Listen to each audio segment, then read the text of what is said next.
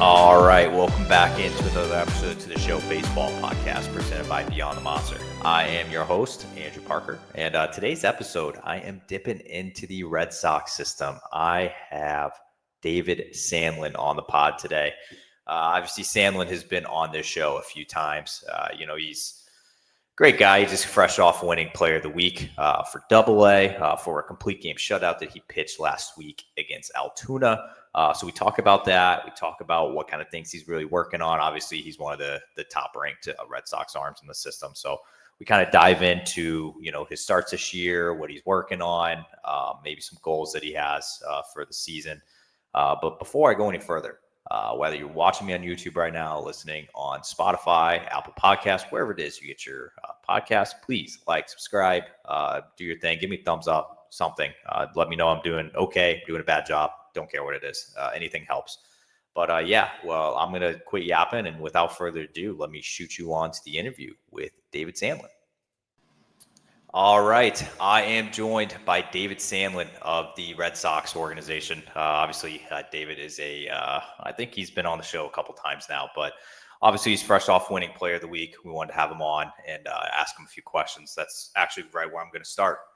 David, you threw a complete game, 7-inning shutout this past week in Altoona to win Player of the Week. What was working? How are you feeling that day? Felt really good. I think the biggest thing this season has been the size I've kind of put on a little bit has helped me feel really, really healthy. And now that we're getting acclimated, weather's getting a little warmer, getting to go later into games as long as the pitch count is still efficient. I think we just kind of had 3 pitches working in the zone, the kind of bullet, slider, cutter, sweeper and fastball, working inside the zone whenever I wanted to throw it. So that was really good. And being able to work the sweeper to lefties as well was a big advantage for me. I think the biggest difference these last 2 weeks is getting ahead with the spin to get the guys off the fastball and protect it a little bit more. You brought something up at the very beginning of your answer there, and you were kind of talking about the weather warming up a bit. And I feel like it's a little lost and maybe underrated for, maybe the fans out there that just peek at the box scores, maybe look at your baseball reference page, look at your stats in April and early May up in Portland. And they don't know I guess that it's like probably 30 to 40 degrees when you guys are pitching. And it's kind of hard to throw a baseball in that. And do you think that's like kind of like maybe like an underrated thing that's just like, the weather really does affect you guys, especially pitchers pitching in Portland, Maine in late April and early May?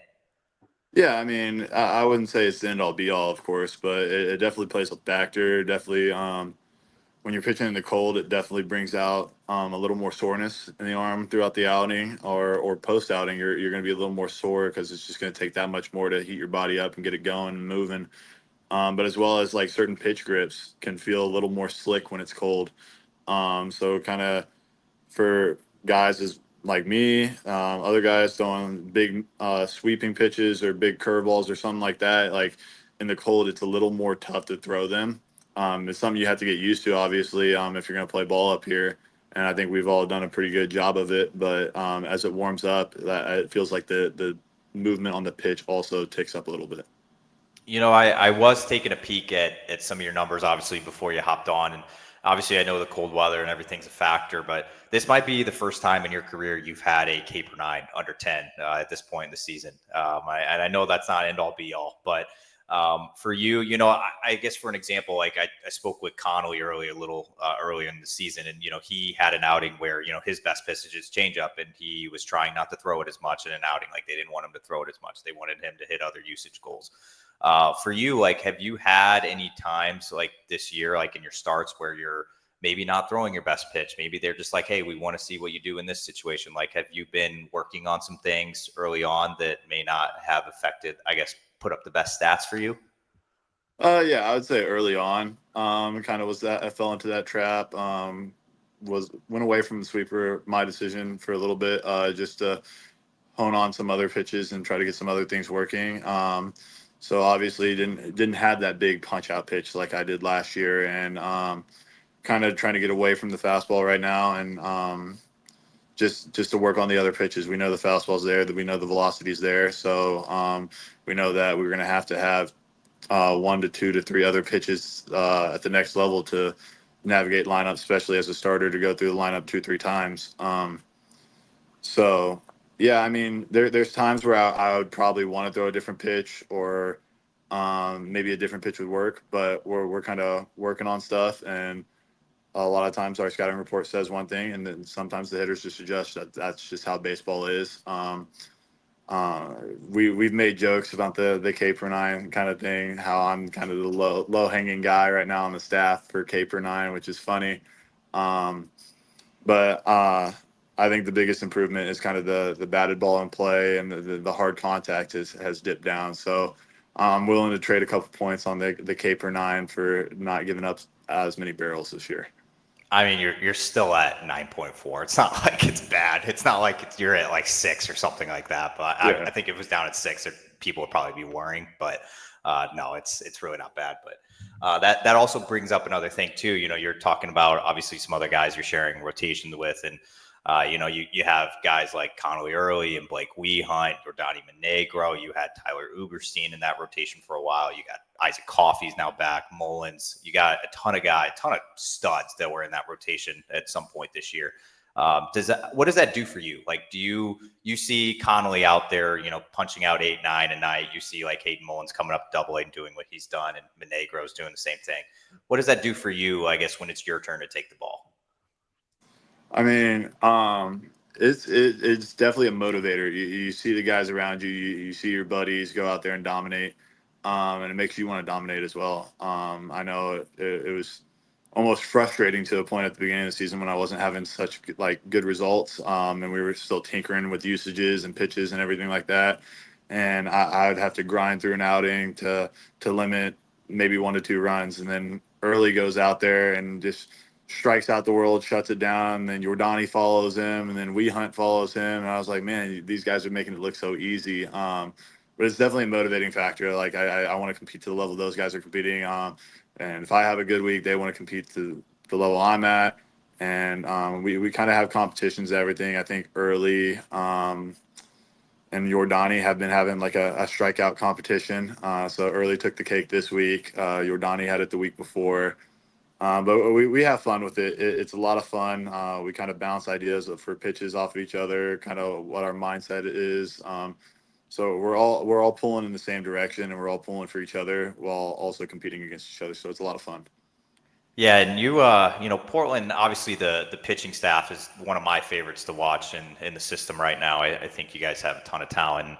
That same can be said for the lineup as well. And, you obviously got to throw in front of a guy like, Justin Garcia, who has been absolutely tearing the cover off the ball in AAA. Has that surprised you at all that he's gone up and done what he done? No, not at all.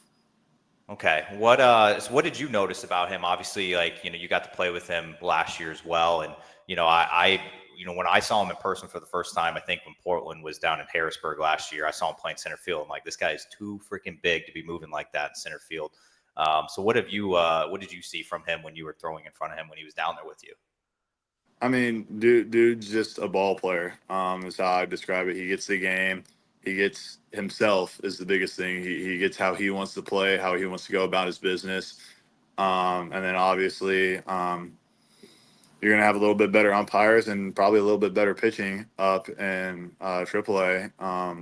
So he knows he's going to get strikes up there. So he's going to ambush the guys. And he kind of had that down here. And obviously in AA, there's going to be some spotty umpires where he's going to get hosed on a couple calls.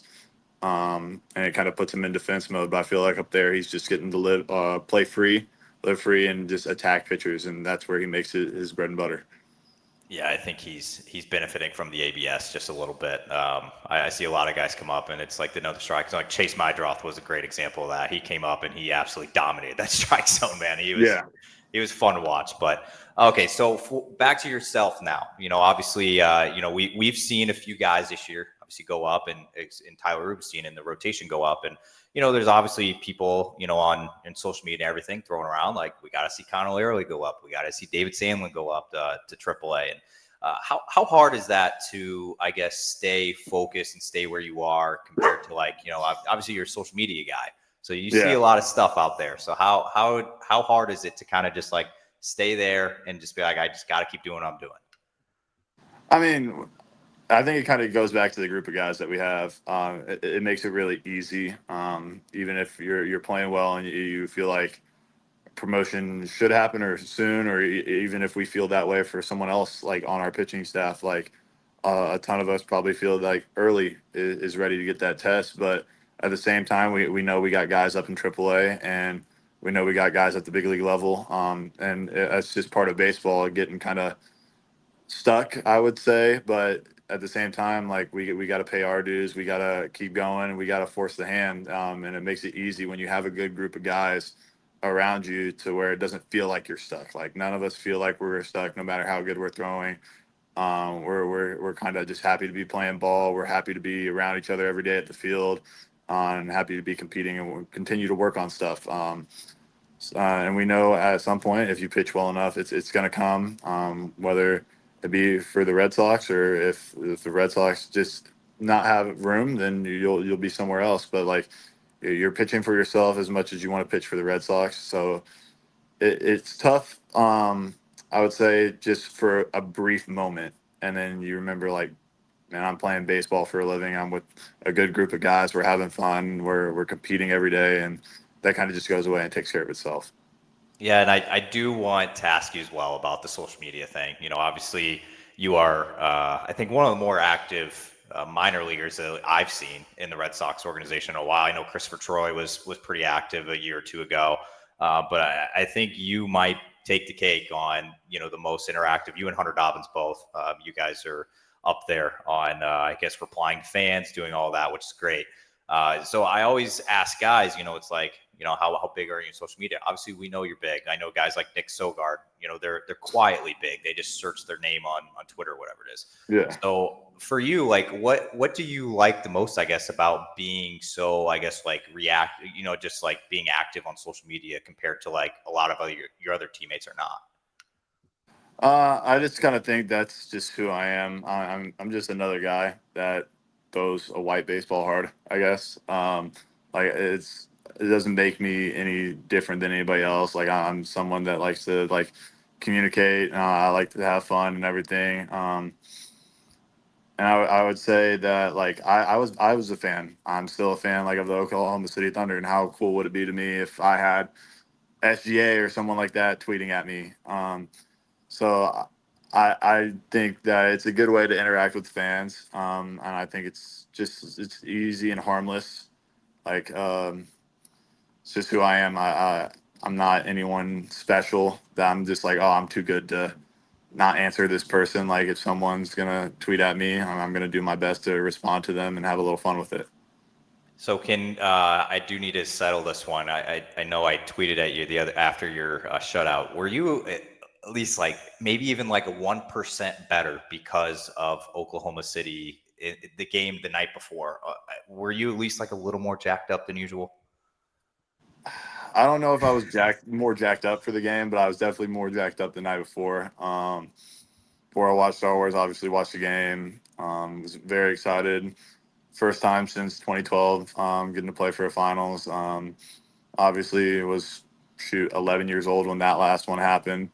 Had a good team then, and I think this is a better team now, and I think we have a real shot. And I've made the jokes that, man, I need an off day to fly back for the parade if they win it. Obviously, that won't happen, but I'll be sending a bunch of my buddies there to get me like merch or something like that. I said as soon as they win, I'm buying an SGA Finals jersey. I was pretty pumped up, but I don't think it played too much into the outing. Okay, that's fair. I just know the whole country, I think that I've seen is rooting for OKC. I don't think anybody really wants Indiana to win. I don't know. Well, it's a lot of fun because that's actually where all my family's from. So all my Oh, family's kind of rooting for the Pacers. Like my mom and dad grew up loving Reggie Miller, watching the Pacers then, didn't get a championship then. So now I'll be kind of poking and prodding at them, especially if Oklahoma City wins. okay. Yeah, I got a lot on the line in that series. That's kind of fun. I didn't realize that they were Indiana. Oh, So yeah, all right, well that'll be a fun series for you, I guess. Probably be hearing it after every game, where you'll be dishing it out. So um, absolutely. All right, I got 2 questions left for you, and I'll let you slide. Um, you finished the year last year in Portland. You started this year, obviously there. So you've had some time now, kind of up in Maine. What are you liking so far about Maine? Just living there and being around. I'm a big seafood guy, so I think that obviously being up here and getting the seafood and getting the lobster and everything is awesome. Um, I think I like how kind of there's enough to do, and it's low key. It's the reason I love Oklahoma. It's just kind of a low key place, and up here there's a lot of nature and like just kind of places you can go to get away from all like the city and everything like that. And I know my girlfriend enjoys that as well, especially with our puppy. But that's kind of what I've enjoyed, especially once the weather gets warmer, getting to on an off day, whether go play golf somewhere, go on a hike, just kind of get outside and get away from everything. Yeah, no, it's warming up in Portland. I know it's been pretty freaking cold up there, so I know golf probably hasn't been as enjoyable, but we're starting to get there, I It's think. more the rain. It's been more the Yeah, rain than the cold. that's fair. Yeah, I feel like it's you guys never have got. There was like a month stretch you guys never played on a Saturday, Sunday. That was Yeah, incredible. I think the only series so far that we've played was in Hartford, and that was the only time we haven't had a game rained out. That's And insane. opening weekend. Yeah, it's nuts, man. It's just been horrible weather up there. I'm going to be honest, but hopefully it's Yeah. turning a corner. Fingers crossed. All right. One last question for you here. I know that you obviously coming off Player of the Week last week probably wasn't something that you went into the week saying I want to win Player of the Week. I don't think that's ever really a thought in your mind. But now that we are getting a lot closer towards, so let's say the All-Star break mid-season, what other like goals do you have that you want to accomplish by then? Like, have you set anything like whether it be statistic goals, whether it's like velo, like anything? Like, do you have anything that you want to hit by midseason? Definitely want to see the end zone strikes to continue to take up.